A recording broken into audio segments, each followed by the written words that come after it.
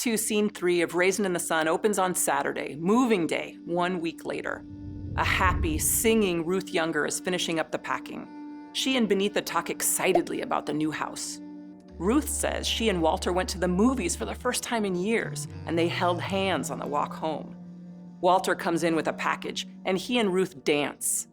A white man comes to the door and introduces himself as Carl Lindner, a representative of the Clybourne Park Improvement Association. He's awkward and uncomfortable. The Youngers are hospitable and listen amiably as he identifies himself as a sort of welcoming committee. Lindner deplores the violence Black residents face in white neighborhoods, and he tells them most of the trouble exists because people just don't sit down and talk to each other.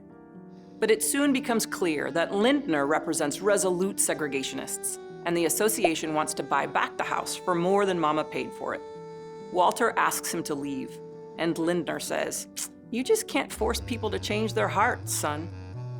Stunned to silence in the moment, Walter, Ruth, and Benita later recount the visit with biting sarcasm. When Mama asks if Lindner threatened them, Benita says, "They don't do it like that anymore. He said everybody ought to learn how to sit down and hate each other with good Christian fellowship." Shaken but still excited, the Youngers turn their attention back to packing. Walter, Ruth, and Benita give Mama new gardening tools, and Travis presents her with a big gardening hat. The bell rings, and Walter seems to know who's at the door. He greets Bobo, whose demeanor puts a damper on Walter's good mood. Bobo slowly and painfully discloses that Willie Harris took off with their money. As he realizes he's been swindled, Walter crumples to the floor. He confesses to Mama that all the money she entrusted to him is gone. Mama starts to beat Walter, and then talks sadly about watching her husband work himself to death.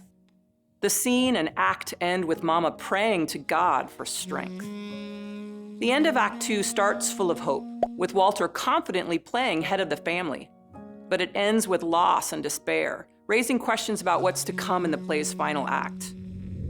Hansberry creates more tension by pitting the Youngers' aspirations against the powerful social forces intent on maintaining segregation, here represented by Carl Lindner, the only character who isn't Black and the play's most insidious and overt representation of racism.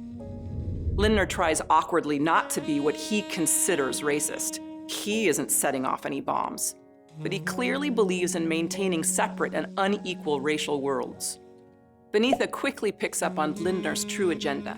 She knows the new way racism works, through evasion and vague phrases like "the way we do things" and "you people." Spirituals figure importantly in this scene as a representation of hope and resilience. These songs unite the family as they head into an uncertain future. The devastating betrayal of the scene's end, and Walter's failure to protect his father's legacy, gives us much to think about in terms of the family's gender dynamics.